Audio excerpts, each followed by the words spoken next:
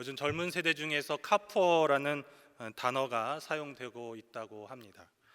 카푸어는 경제적 능력이나 자립이 되지 않았지만 빚을 내고 비싼 이자를 지불하면서 할부로 고급 외제차를 사는 사람들을 말합니다.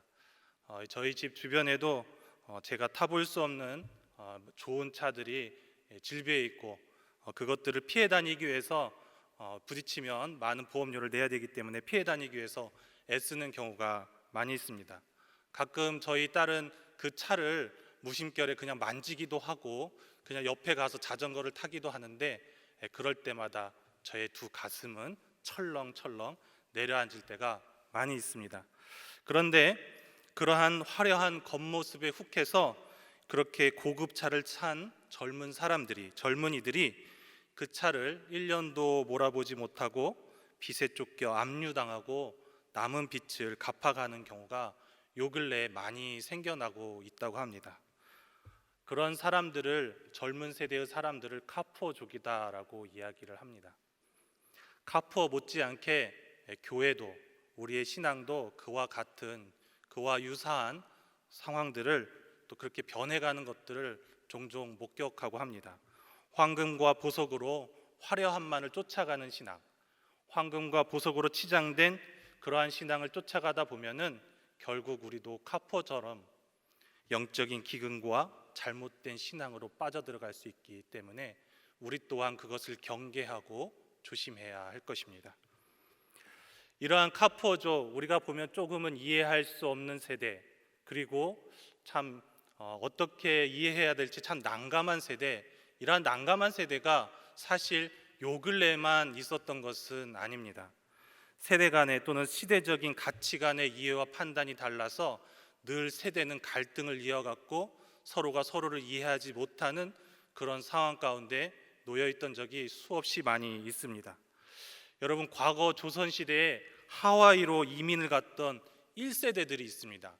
그들도 우리와 같은 지금의 현실 속에서 아픔을 겪었고 그들이 이렇게 고백하는 내용이 2003년에 출간된 하와이 한인 이민 1세라는 책에 고스란히 적혀 있습니다. 그 책에서 한인 1세대와 2세대는 문화적으로, 종교적으로 관습의 차이를 겪기 시작합니다. 그 당시 생각해보면 조선시대를 지나서 막 하와이에 건너갔으니까 그들의 문화가 무슨 차이가 있겠는가?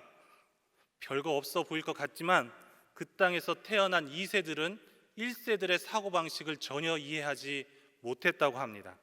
뿐만 아니라 1세대가 경험했던 조선시대 상황을 경험하지 못했기 때문에 주거, 음식, 의복에 대해서도 1세대와 갈등을 일으키기 시작했고 점진적으로 1세대와 2세대는 서로의 의견 충돌을 경험하면서 가치관의 차이를 극복하지 못한 채 1세대는 2세대를, 2세대는 1세대를 이해하지 못하고 서로 대립하는 대립각을 세우기 시작했다라고 전해지고 있습니다. 과거 조선시대 그뿐이었을까요? 오늘 성경에 등장하는 이사야 시대는 어떠했을까요? 이사야는 8세기 문서 선지자 중에 한 사람입니다.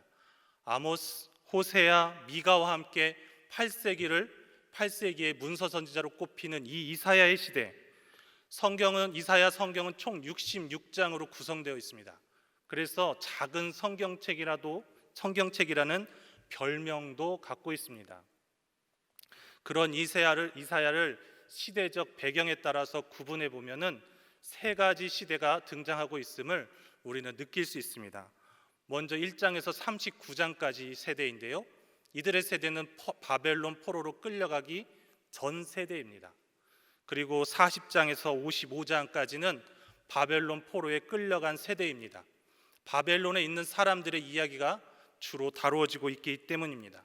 그리고 마지막으로 56장에서 66장까지를 포로 후기 시대, 바벨론의 포로에서 돌아온 사람들을 중심으로 성경이 쓰여지고 메시지가 우리에게 전해지고 있습니다.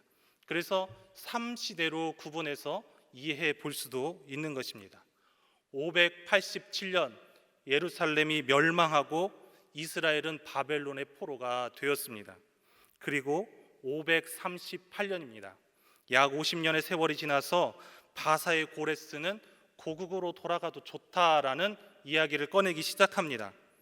그래서 1세대와 1.5세대가 중심을 이루었던 그 중심 이야기인 1장에서 55장까지의 이야기가 끝나고 나면 56장부터 등장하는 바벨론 포로 2세대, 그 2세대들을 중심으로 하나님은 역사를 다시 써 내려가고자 합니다.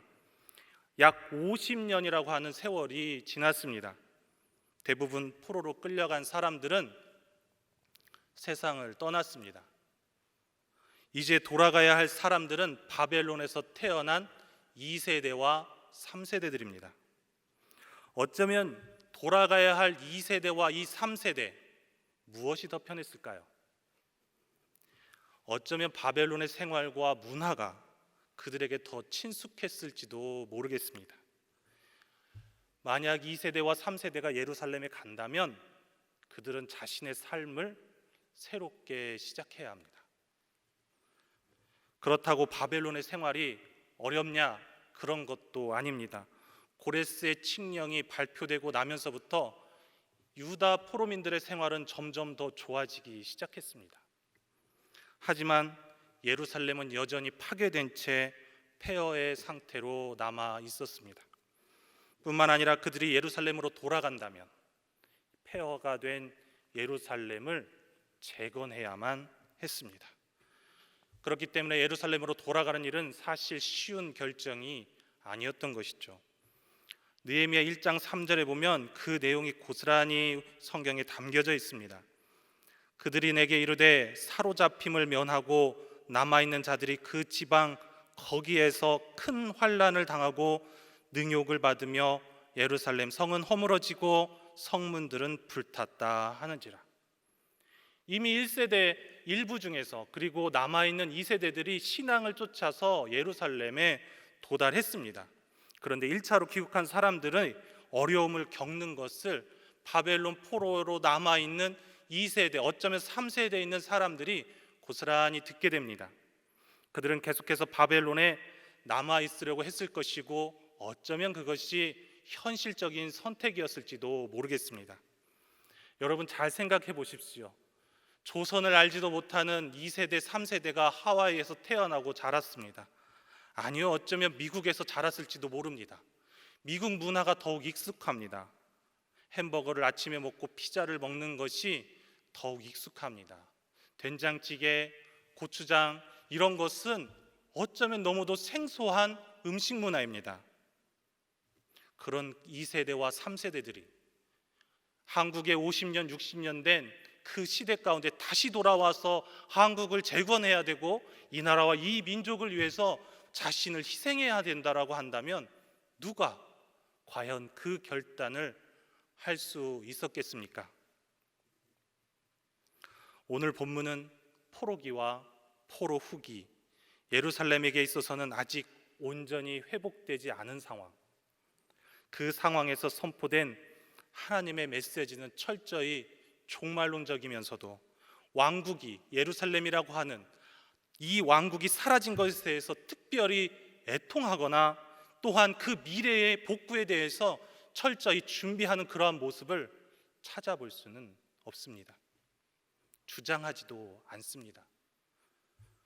그런데요, 이사야 60장에서 62장까지 등장하는 우리들의 눈과는 조금 다른 구약의 유명한 학자 중에 클라우스 베스터만이라고 하는 학자가 무엇이라고 얘기했냐면 60장과 62장을 구원의 메시지를 담은 한 독립된 양식으로 분류해서 따로 읽어도 좋을 만큼 내용이 너무 화려하고 좋다. 특별히 60장과 62장은 그리고 오늘의 본문인 6절에서 12절까지의 이 예언의 본문은 세 번째 마지막 단락을 앞에 두고 완전히 구속된 백성들을 향해서 구원의 메시지를 선포하고 준비할 새로운 예언자적 메신저를 새롭게 부르고 있다. 하나님께서는 이제 돌아갈 조차 돌아가서 무엇을 해야 할지 모르는 그 2세대와 3세대, 어쩌면 돌아가지 않는 것이 더 나을 법한 그 상황 가운데서 이사야서 60장과 62장을 준비하고 특별히 62장의 6절에서 12절까지를 우리에게 선포함으로써 새로운 일꾼, 새로운 주역을 우리에게 선보이길 원하고 계십니다. 그 메신저는 새로운 이스라엘을 꿈꾸고 희망하는 사람입니다. 위기를 극복해 갈 수 있는 열정과 패기 그리고 회복을 품고 사는 사람을 하나님은 준비하기 원하고 있습니다. 하나님은 이사야를 통해서 새로운 공동체가 갖게 될 관계에 대해서 이 앞에서 끊임없이 우리에게 이야기해 주었습니다. 이스라엘의 1세대 공동체에서는 하나님은 나와 너는 주종 관계로서 관계를 맺었다라고 한다면 2세대와 3세대 바벨론 포로에서 돌아온 이스라엘 공동체에 대해서 하나님은 결혼한 자, 신랑, 신부, 또 남편의 사랑을 되찾은 버림받은 아내, 또는 어머니와 자식의 해우를 끊임없이 비유를 통해서 우리에게 말씀해 줌으로써 새로운 관계, 내가 너와 동등한 관계로서 맺기를 원한다라고 이미 앞에서 말씀해 주고 있었습니다. 그리고 이어서 이 새롭게 회복될 관계를 전할 그 메신저를 오늘 하나님께서는 부르고 계십니다. 회복을 전할 사람, 꿈꾸는 자, 그는 누구일까요? 우리 6절 말씀 다시 한번 읽어보도록 하겠습니다. 예루살렘이여, 내가 너의 성벽 위에 파수꾼을 세우고 그들로 하여금 주야로 계속 잠잠하지 않게 하였느니라. 너희 여호와로 기억하시게 하는 자들아, 너희는 쉬지 말며. 예언자는 오늘 본문에서 파수꾼을 세웁니다. 그리고 그로 하여금 침묵하지 않도록 합니다. 진실한 말씀을 중심으로 살아가고 또 하나님의 약속을 상기시켜주고 깨닫게 해줄 수 있는, 화려함에 취해서 진실함을 왜곡해버리는 이런 카푸어와 같은 그러한 신앙이 아닌, 신명기 말씀과 신명기적 언약을 중심으로 새롭게 준비하고 시작할 수 있는 그런 예언자적 메신저를 하나님은 오늘 새롭게 부르고 있는 것입니다. 저는 오늘 그런 사람을 이렇게 세 가지로 분류해 보았습니다. 첫 번째는 자신의 삶을 능동적으로 준비하는 사람이라는 것입니다. 또한 두 번째는 위기와 절망이 아닌 희망을 말하고 또한 그렇게 준비하는 사람입니다. 그리고 가치를 완전히 새롭게 변화시킬 수 있는 그러한 생각을 할 수 있는 유연한 사람이라고 정의를 내렸습니다. 첫 번째입니다. 자신의 삶을 능동적으로 준비하는 사람입니다. 다시 한번 6절의 말씀을 제가 천천히 봉독해 드리도록 하겠습니다. 예루살렘이여, 내가 너의 성벽 위에 파수꾼을 세우고 그들로 하여금 주야로 계속 잠잠하지 않게 하였느니라. 너희 여호와로 기억하시게 하는 자들아, 너희는 쉬지 말며. 공동체를 살리고 말씀 중심으로 세우기 위해서 예언자는 두 가지를 오늘 언급해 주고 있습니다. 첫 번째는 파수꾼을 세우는 일입니다. 두 번째는 기억하시게 하는 자를 세우는 일입니다. 여러분, 파수꾼은 성벽을 지키는 사람입니다. 느헤미야가 돌아왔을 때 성벽을 허물기 위해서 산발락과 도비아가 끊임없이 침입하려고 할 때 느헤미야는 파수꾼을 세웠습니다. 그래서 주야로 방비했습니다. 파수꾼의 사명이 있다라고 한다면 외부에서 쳐들어오는 적을 내부에게 빨리 알려주는 것입니다.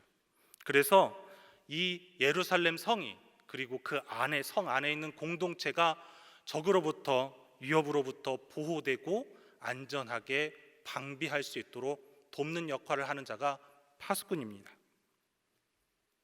그리고 또한 두 번째, 기억나게 하는 자를 세운다라고 오늘 본문은 말씀하고 있습니다. 이 기억나게 하는 자는 오늘 본문에서 조금은 특별한 사명을 받은 자라고 할 수가 있겠습니다. 예루살렘이 회복되고 세상에서 친송을 받기까지 끊임없이 하나님의 약속을 상기시키는, 자신이 그러한 사명을 받은 자로서 끊임없이 하나님의 약속을 상기시키는 자, 그러한 사람을 말합니다.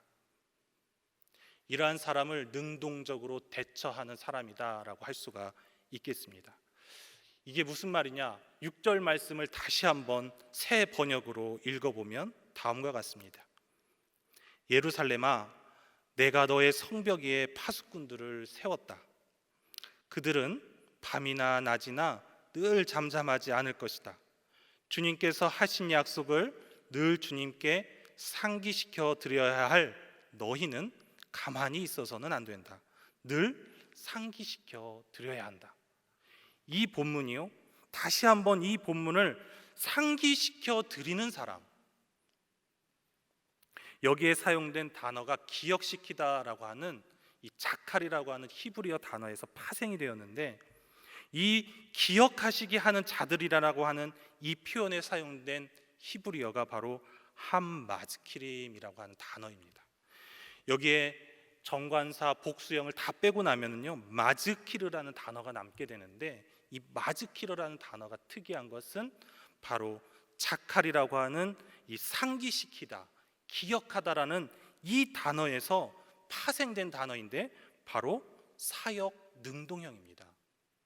즉 다시 말해서 본인 스스로가 올바르게 판단하고 그리고 하나님의 약속을 상기시켜서 계속해서 누가 시키지 않아도 들려주는 그러한 사람이 바로 오늘 본문에 등장하는 상기시켜 드리는 자, 기억나게 하도록 하는 자입니다. 오늘 하나님께서 우리를 이 땅 가운데 부르실 때 어떠한 모양 가운데로 부르시길 원하시느냐? 바로 늘 하나님의 말씀을 생각하고 올바른 입장에 서서 판단하고 행동하는 사람, 그래서 스스로 자발적으로 행동하는 사람을 하나님께서는 이제 새롭게 부르신다는 거예요. 그가 성벽 위에 서서 파수꾼의 사명을 감당할 것입니다. 적군으로부터 그리고 외부의 침략으로부터 하나님의 말씀을 듣고 수동태적인 사고에서 벗어나서 늘 듣고 하나님의 말씀을 들었기 때문에 그냥 수동적으로 하는 그런 수동태적인 삶에서 벗어나서 능동태적인 변화로 추구하는 그러한 사람을 바로 오늘 기억나게 하시는 사람, 상기시키는 자인 것입니다. 하나님의 일, 하나님의 비전, 하나님 나라에 대한 소망을 우리가 품었다면 얼마만큼의 능동적으로 올바름을 추구하고 또한 하나님의 말씀을 능동적으로 대체하면서 살아가고 있습니까? 또한 살아가고 있는가? 우리 스스로 질문해 봐야 할 것입니다. 사실 바벨론 포로 후기 공동체는요, 그들에게는 예루살렘 성전이 없었기 때문에 무성전주의를 추구했던 신앙인들입니다. 그들은 항상 바벨론에서 하나님의 말씀을 듣고 하나님의 말씀을 배우면서 경험했습니다. 그들은 하나님 말씀 중심의 신앙인들입니다. 예루살렘 성전 중심의 신앙이 아니라 바로 신명기 말씀을 늘 상고하면서 말씀 중심으로 살아갔던 그러한 2세대와 3세대들입니다. 그런 2세대와 3세대, 하나님은 그런 그들을 다시 세우셔서 이제 옛 잃어버린 약속을 다시 성취하기 원하고 계십니다. 이 약속 앞에 하나님이 동일하게 우리를 부르고 계십니다. 예배당이 무너져가고 신앙이 무너져가는 이 위기 가운데서 하나님은 이 위기를 이겨내고 극복할 수 있도록 능동적으로 능동태적인 삶을 통하여서 스스로가 옳음을 깨닫고 말씀 중심을 선포하면서 능동적 사명자로 자신의 사명을, 파수꾼의 사명을 감당해 갈 수 있는 사람, 그 사람을 하나님께서 부르고 계십니다. 이렇게 부르심을 받은 그러한 사람이 바로 준비된 사람입니다. 두 번째 준비된 사람은 위기와 절망만을 말하는 사람이 아닌 희망을 말하고 준비하는 사람입니다. 조금 어려운 얘기를 해드릴까 합니다. 여러분들이 예언서를 읽다 보면은 예언서가 무슨 말을 하는지 도무지 감을 잡기가 어려울 것입니다. 그런데 예언서의 주제가 그렇듯이 희망이 없는 심판과 죽음을 이야기하는 예언서는 없다라는 것입니다. 예언서는 늘 심판 앞에 희망을 심어두고 있습니다. 아직 남아있다, 회복이 가능하다 라고 끊임없이 예언서는 곳곳에서 우리에게 희망을 선포하고 회복을 이야기합니다. 그래서 예언서를 읽는 사람이라면 회복을 준비할 수 있어야 됩니다. 그리고 희망을 품어낼 수 있어야 됩니다. 성경에서 말하는 이 회복은 그냥 단순한 회복이 아닙니다. 바로 고난을 넘어선 희망입니다. 이러한 주제를 떠나서는 절대 예언서를 이해하고 읽을 수가 없습니다. 성경에서 말하는 희망은 모두가 다 고난을 머금고 희망을 이야기한다는 사실입니다. 그래서 많은 구약의 학자들은 예언서를 이렇게 정의합니다. 고난을 넘어선 희망의 이 주제를 우리가 어떻게 바라볼 것인가? 지금이 위기라고 이야기합니다. 지금이 고난이 있다라고 이야기합니다. 그렇다면 우리는 어떻게 해야 될까요? 희망의 싹을 틔워내는 그러한 준비를 해야 할 것입니다. 한 가지 시를 여러분들과 함께 나누기 원합니다. 시인 복효근 씨가 지은 상처에 대하여라는 시입니다. 오래전 입은 누이의 화상은 아무래도 꽃을 닮아간다. 젊을 날 내내 속 썩여 쌌더니 누의 눈매에선 꽃향기가 난다. 요즘 보니 모든 상처는 꽃의 빛깔을 닮았다. 하다못해 상처라면 아이들의 여드름마저도 초여름 고마리꽃을 닮았다. 올해의 피가 멎지 않던 상처일수록 꽃향기가 괜다. 오래된 누이의 화상을 보니 알겠다. 향기가 배어나는 사람의 가슴 속엔 커다란 상처 하나가 있다는 것. 잘 익은 상처에선 꽃향기가 난다. 오래된 누이의 화상을 오랫동안 시인은 지켜보았던 것 같습니다. 아마도 시인은 누이의 그 화상 입은 상처를 오랫동안 보면서 힘든 시간을 보냈던 것 같습니다. 그런데 시인은 그 상처가 희망을 키워내고 기쁨으로 승화되는 것을 누이를 통하여서 경험했던 것 같습니다. 여러분, 우리의 신앙도 이와 같습니다.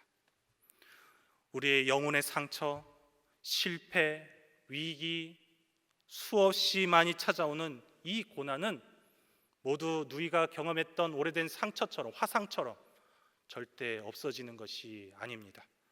우리는 그것을 직면해야만 합니다. 어쩌면 그 상처는 영원히 우리의 기억 속에, 그리고 우리의 뼈 마디마디에 남아있게 될 것입니다.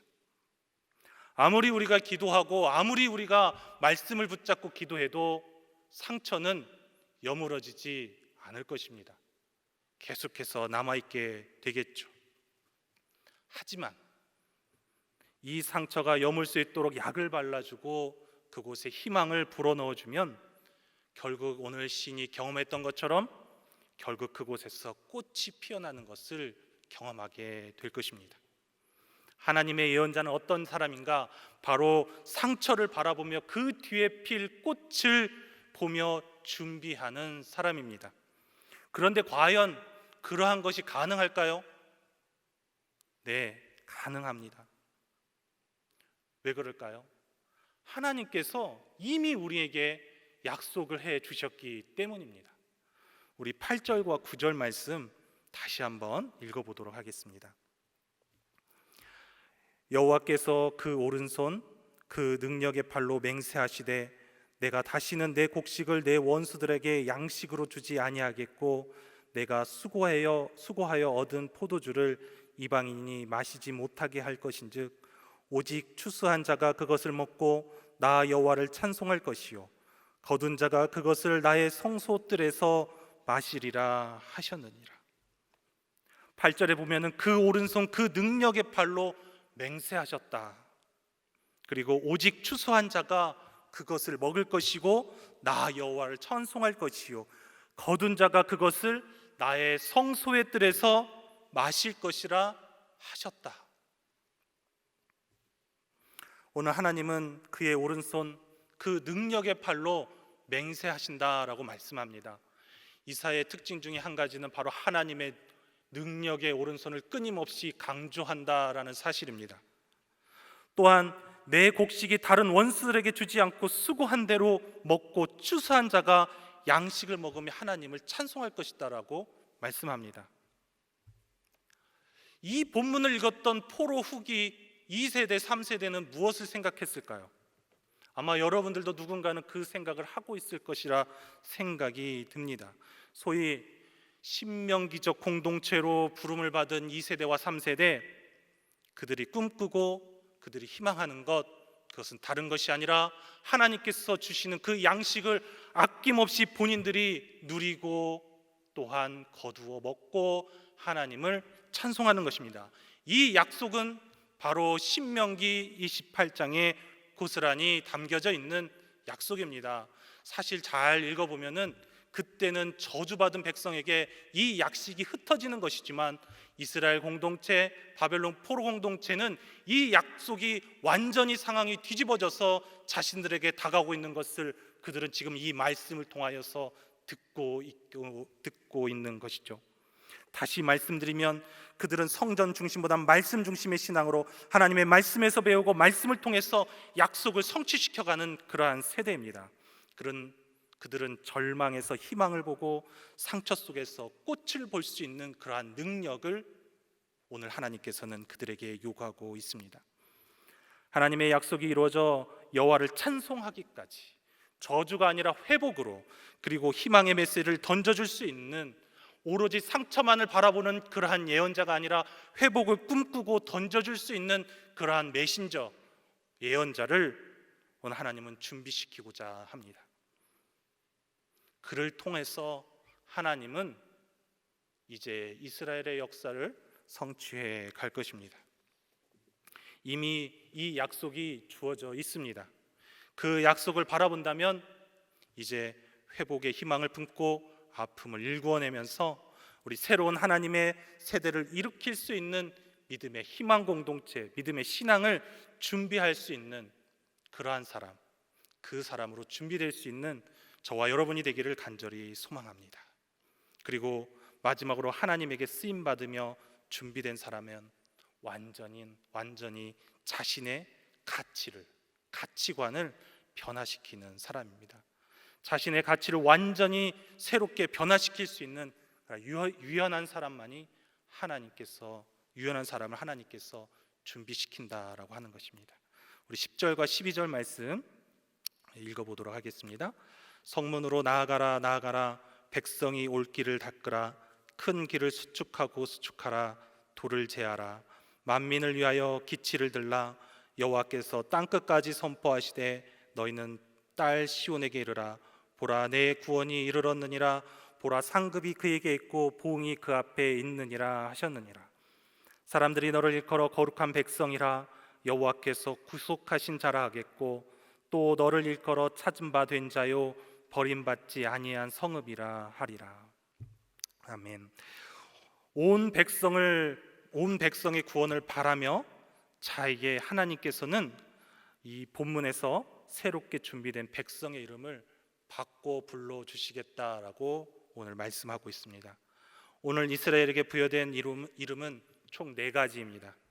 첫 번째는 거룩한 백성, 두 번째는 구속하신 자, 세 번째는 찾은 바 된 자, 그리고 네 번째는 버림받지 아니한 성읍.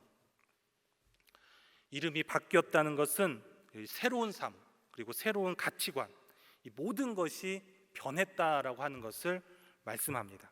과거의 삶으로 살아갈 때 우리 하나님께서는 종종 그 사람의 이름을 바꿔서 불러주는 경우가 있습니다.